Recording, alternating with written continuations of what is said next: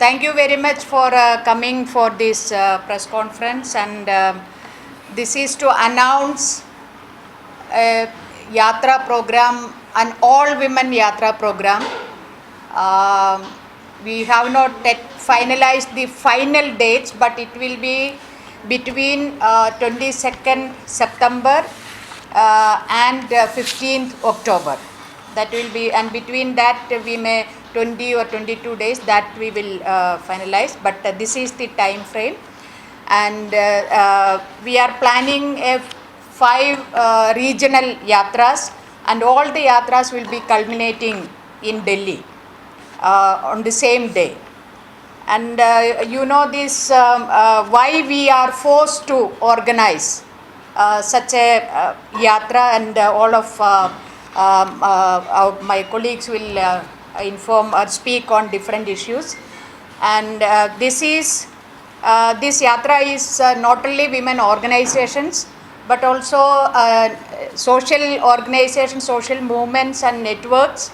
Some are national networks, some are state networks, some are even district level organizations and groups, and individuals, progressive and individuals. They have also endorsed the idea of this yatra.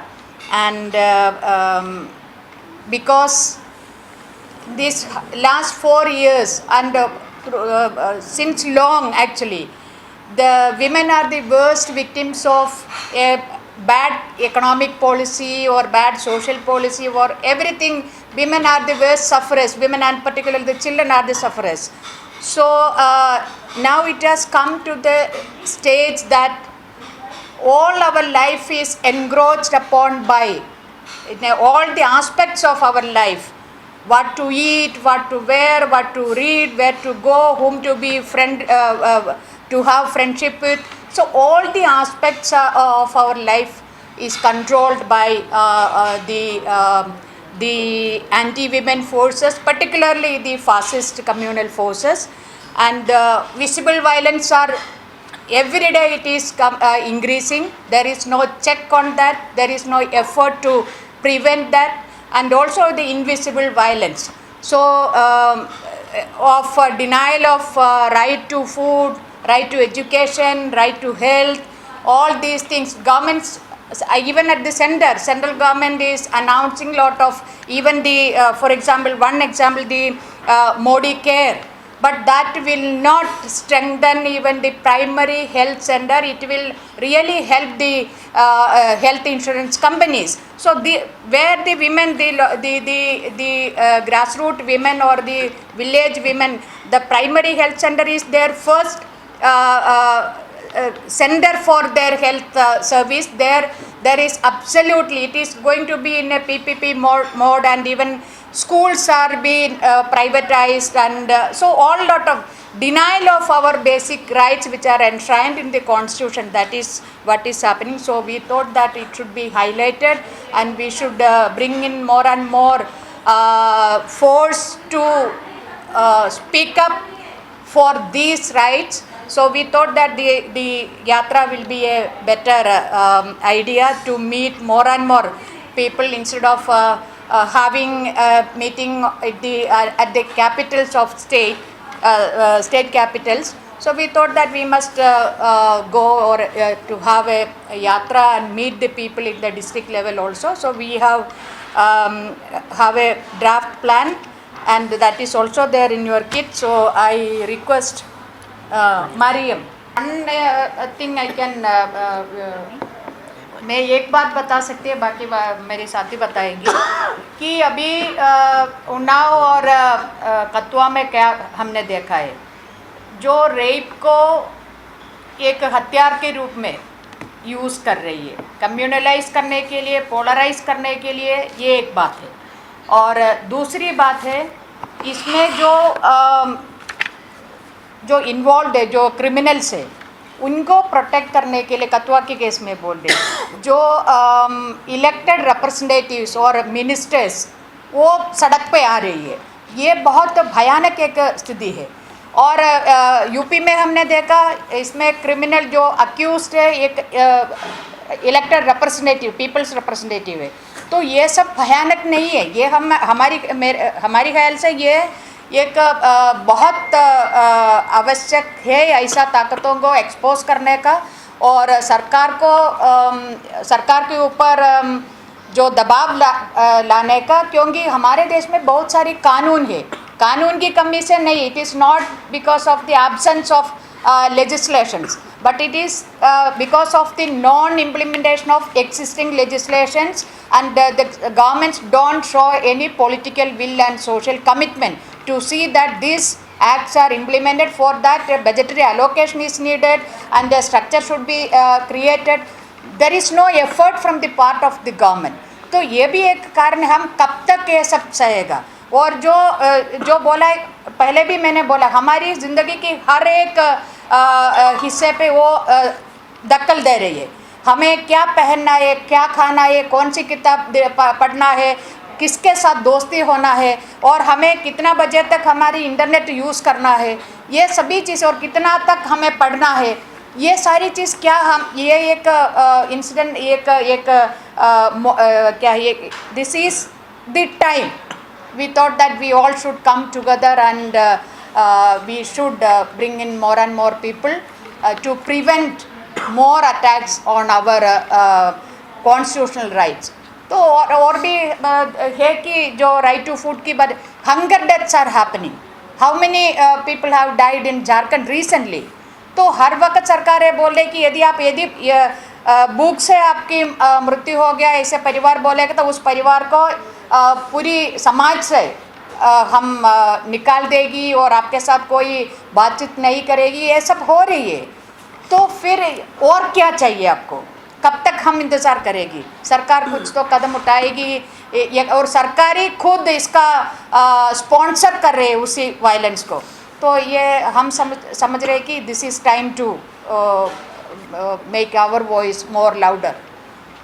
इस देश की प्रधानमंत्री जो महिला की दुर्स्थिति का ऊपर उन्होंने एक्सप्लॉइट किया है, जो पिछली इलेक्शन के चुनाव के वक्त बीजेपी का ये नारा था, बहुत हुआ नारी पर वार, अब की बार मोदी सरकार, यही था नारा, और महिला के ऊपर इतना अत्याचार हो रही है। और सत्ता पे आने के बाद इस अत्याचार को रोकने का कोई भी कदम नहीं उठाई, और इसके क्या किया है कि ये भी ट्रिपल तलाक के बारे में भी आप देख लीजिएगा, अभी भी क्या कर रहे हैं। जो बीजेपी के मंत्री ने जो इफ्तार पार्टी बनाया, उसमें भी वो पॉलिटिसाइज करने, पॉलिटिकल माइलेज और 10 वोट 2 सीट जीतने का एक तरीका बनाया है। प्राइम मिनिस्टर भी वो सिर्फ ट्रिपल तलाक को, सबको पता है, हम सब एग्री कर रहे हैं इसमें, ट्रिपल तलाक में महिला बहुत इसमें पीड़ित है, मगर उसका आगे क्या, महिला को जस्टिस कैसे, पूरी तरीके का जस्टिस कैसे, how will you going to provide और ensure justice to that women? Putting the husband in jail, then who will ensure her the daily needs, or what is her who will she depend? These are the questions those questions they never answered. So the other thing is, after the demonetization, Prime Minister give me 2 months, I will come back to you, and कुछ भी नहीं होगा तो मुझे सूली पे चढ़ा दो, बहुत कुछ बोला। 31 दिसंबर को चैनल जो पूरी मीडिया के सामने इन्होंने आके ये बताया कि बहुत सारी चीज़ बताया, मगर डीमोनेटाइजेशन के माध्यम से कितना काला धन पकड़ लिया, कितना रुपया वापस आ गया, कोई आंकड़े नहीं बताए, मगर कोई ताल्लुकात नहीं था ये डीमोनेटाइजेशन के साथ। एक चीज़ ज़रूर बोला, what was that? Maternity benefit to all the women. And उन्होंने अनाउंस किया, आज के बाद जो भी महिला प्रेग्नेंट होगा, बच्चा को डिलीवर करेगा, उनको 6,000 रुपया हर महिला को। हम भी That's an old thing. That's what I'm saying. What happened after that? How he betrayed the women of this country. Till that time, women for 2 deliveries, women were getting those benefits, and it is there in the National Food Security Act. It is universal. And after this announcement of this Prime Minister Narendra Modi, they have brought a policy on that. And in that policy, only 1 delivery the women will get the benefit. That too, the first delivery. Till that time, the women were getting for 2 deliveries. So betraying the women at every point of time is the character, and he is creating a sort of an impression that he is with for the welfare and justice of women of this country. But he is not. Actually, he is betraying. Not a single word about the women reservation bill. Not a single word. कितना भी मन की बात किया अभी 4 साल के अंदर, कितना विदेश में घूम के पब्लिक मीटिंग एड्रेस किया, देश के अंदर कितना पब्लिक मीटिंग एड्रेस किया, बहनों को आगे एम्पावर करने की बात कर रहे हैं, बेटी बचाओ बेटी पढ़ाओ की बात कर रहे हैं, स्कूल बंद कर रहे हैं, और महिलाओं की शक्तिकरण, जो राजनीतिक शक्तिकरण के बारे में अभी तक not a single. He is the first prime minister after this bill was introduced in parliament. Not a single word was uttered. Betraying the women of this country every mode, हर चीज में. देखिए, इन्होंने जो ये बात कही, ये यात्रा निकालने का क्यों तय किया? एक तो आप समझ लीजिए, ये सभी जो संगठन है इसके अंदर है, आपके पास लिस्ट है, हर एक ये मुल्क के अंदर अपनी अपनी जगह पर संघर्ष कर रहे हैं. इस देश के सेक्युलर ट्रेडिशन को बचाने के लिए, जनवाद के अधिकार को बचाने के लिए ये हर एक संगठन लड़ रहे हैं. एक बात सुनिए, सवाल पूछ समझ लिया मैंने. हाँ, अभी सरकार क्या कर रही है? सरकार पब्लिसिटी के ज़रिए लोगों को गुमराह करने की बार बार कोशिश कर रही है. ये आप जो बोल रहे हैं ना फिटनेस का, हाँ, जहाँ पे लोग भूख से मर रहे हैं, ये तो मजाक हो गया ना. अभी तो लोगों को पेट भरने के लिए 2 वक्त की रोटी नहीं मिल रही है. 1/3 दुनिया के भूखे लोग हमारे देश में हैं. सबसे ज़्यादा मालनरिश्ड बच्चे हमारे देश में हैं. इसके बारे में न बोलते हुए गुमराह करने की जो नीति है इस सरकार की, लगातार वो मीडिया के ज़रिए. अब उज्ज्वला गैस को ले लीजिए. उज्ज्वला गैस का बड़ा बड़ा पोस्टर हर एक पेट्रोल पंप पे लगा हुआ है. हकीकत क्या है उज्ज्वला गैस की? हकीकत ये है कि आज गांव में आप जाइए, वहाँ पर आपको उज्ज्वला गैस कोई औरत ले नहीं रही है, क्योंकि एक टाइम उनको तो दे दिया, अब उनको 900 रुपया खरीद लेना पड़ रहा है. ये तो कोई नहीं बता रहा. सिर्फ मोदी का पोस्टर और वो गरीब औरत का पोस्टर लग गया हर एक पेट्रोल पंप पर, ये दिखाते हुए कि औरतों की ज़िंदगी में खुशहाली ला ली मोदी ने. लेकिन हकीकत क्या है? तो ये जो पूरा उनका हैमरिंग है, इतने हज़ारों करोड़ों रुपए इस्तेमाल करके गुमराह करने का लोगों को मीडिया के ज़रिए, पोस्टर्स के ज़रिए, तो उसको तो चैलेंज करने की क्या ज़रिया है? आम लोगों ने इसके खिलाफ हकीकत क्या है वो जाने और अपनी आवाज़ उठाए.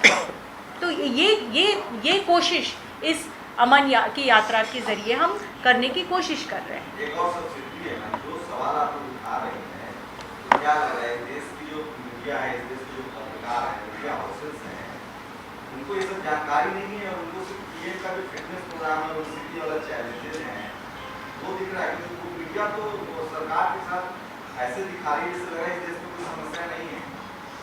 देखिए, मैंने जो बात की थी कि जो जब फांसीवाद किसी देश में आता है, उसमें जो आप देखिएगा 14 पॉइंट्स है, उसमें एक मीडिया पे टोटल कंट्रोल, वो उसका एक हिस्सा है. और ये आप भी जानते हैं और हम भी जानते हैं कि जो बड़े चैनल्स या बड़े अखबार जो नेशनल जिनको हम कहते हैं, वो ज़्यादातर टोटली कंट्रोल्ड है. कुछ कॉरपोरेट हाउसेस हैं जिन्होंने वो ख़रीद रखे हैं, और वो सिर्फ वही बोली बोलेंगे जो मोदी और अमित शाह चाहते हैं. तो आम जनता तो बहुत अच्छी तरह जानती है. आपने जो पहला सवाल किया कि उनका 10 लाख का सूट पहन के उस पर अपना नाम लिखवा के जो वो घूमते हैं, उसके बारे में आम जनता को ये मालूम है. सिर्फ ये कि इस वक्त एक जो बड़ा मकसद और भी है, जो you had asked that question, one is what triggered. It could be various reasons for triggering for all of us. For me, what is very important is the way ordinary poor women of this country were robbed during demonetization. I have never seen, because I work in very remote areas, जिस तरह से एक आम औरत का घर के अंदर ह्यूमिलेशन हुआ है, क्योंकि उसको घर में जो उसने बचा के पैसे रखे थे वो बेटे को और पति को देने पड़े, बिल्कुल आपने उसको पॉपुलराइज कर दिया एक आम. That was something which has been very which is something which has troubled me a lot. Not that this happened now, it happened quite some time ago. लेकिन एक वजह इन यात्राओं को निकालने की ये भी है कि जिस तरह का डर का माहौल बनाया है, अगर आप बोलेंगे तो आपके खिलाफ केसेस कर दिए जाएंगे, इंक्वायरी बैठा दी जाएगी, एनफोर्समेंट डायरेक्टर को भेज देंगे, इनकम टैक्स को भेज देंगे. और हम तो मतलब पर्सनली हम उन लोगों को जानते हैं जिनको गुजरात असेंबली में, जिनके साथ जाके भैया हमें मालूम है किस रास्ते से जाते हो, डायरेक्ट थ्रेट्स दी जाती हैं कि तुम्हें साफ़ कर दिया जाएगा, और साफ़ किया गया है. ये जो ताकतें हैं ये जानती हैं कि किस किस तरह लोगों को धमकाया जा सकता है. It is very important that people who are not afraid of them, they travel across India and give that strength to ordinary people to speak out and to get up and resist the fascist regime of this country. And that is one of the most important things which this Baatein Aman Ki is going to do across India. We are going to carry fearlessness to the people of this country. Not that they don't have it, लेकिन बहुत सारी जगहों पे डर का माहौल एक बनाया जा रहा है. तो उस डर के माहौल को तोड़ने का जो है वो एक काम बातें अमन की जो यात्रा है वो करेगी.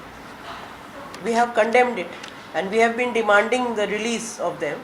And also in that regard, the whole letter which is being talked about, we have, at least I have personally tweeted about it, that it is an old strategy of Modi and his whole coterie, because in Gujarat when he was the CM, there were 22 fake encounters, and every time the same story.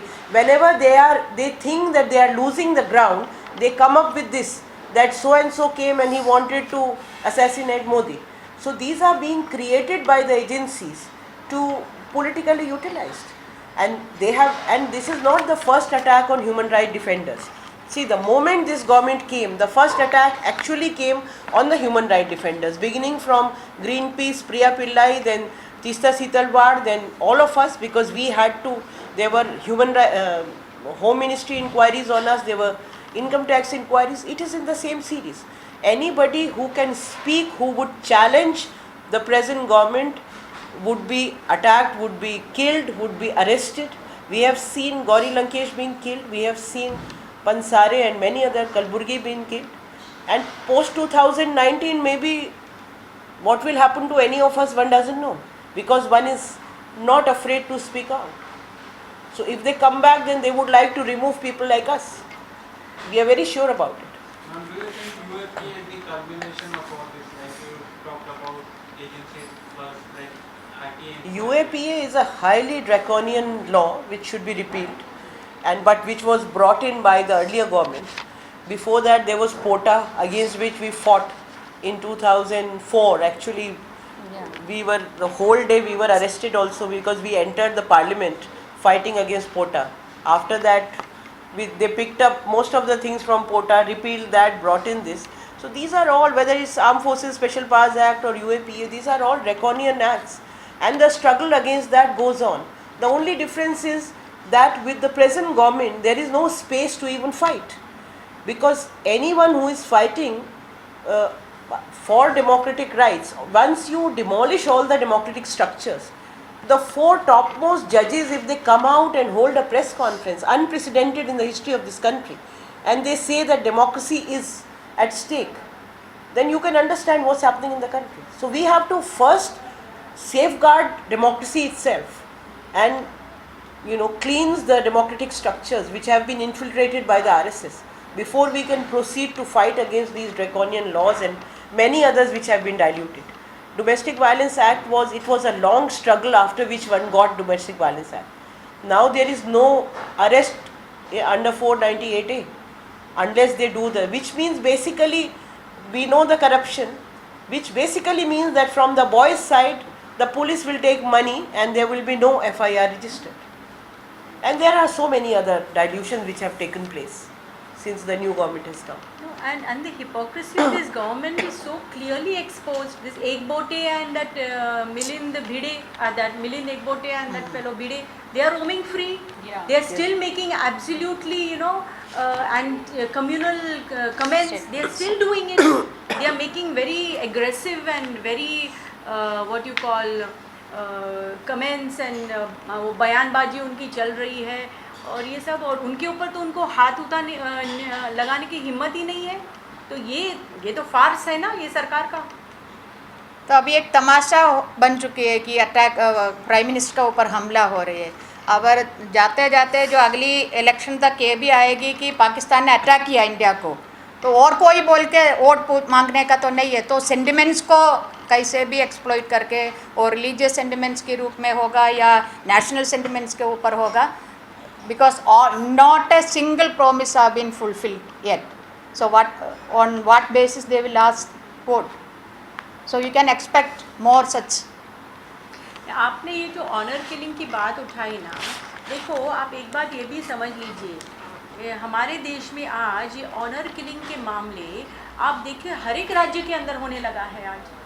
What is ये कौन सी चीज़ का reflection है? ये जो पूरी सोच है, और एक तो औरत को अपना पार्टनर चुनने का अधिकार नहीं, 2 ये पूरा जात और मज़हब का जो भी पॉलिटिक्स है जिस तरह से खेला गया है, वो कहीं ना कहीं नीचे तबके तक लोगों के साइकोलॉजी में सीप हो रहा है. ये बहुत डेंजरस सिचुएशन है. तो इसको काउंटर करना पड़ेगा. इसको काउंटर करने के लिए सेक्युलर प्रोग्रेसिव वैल्यूज़ को आगे लाने की ज़रूरत है.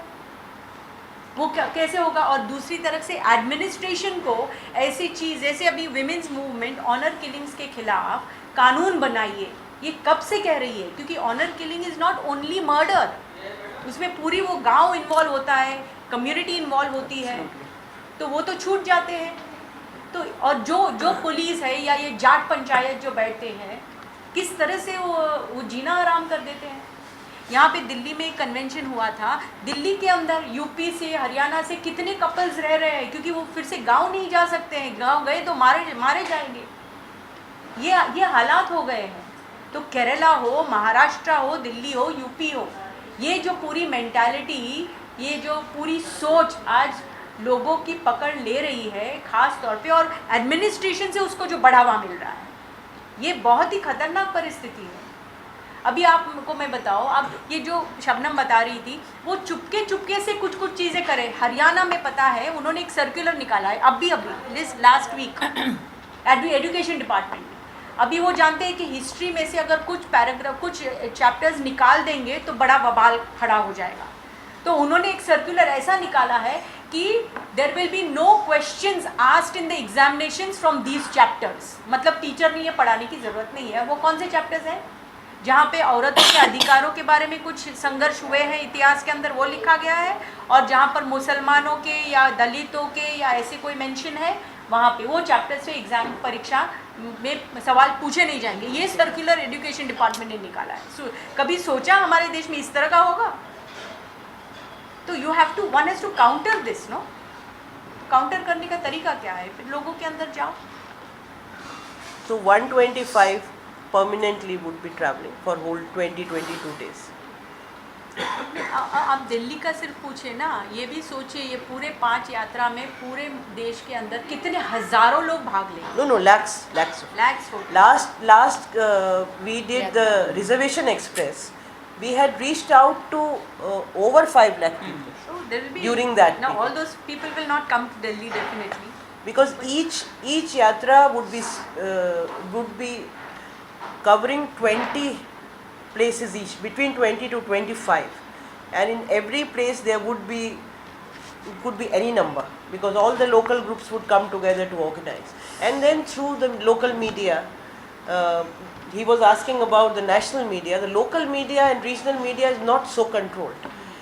We have always seen that whenever we are traveling, we are covered a lot more. So through the media, through parallel medias and social media, it will be reaching out to lakhs of people. National Dastak is here, which they cover something, and within a week you will see 5 lakh hits there. So that's a much bigger than what physically the number of people who are there.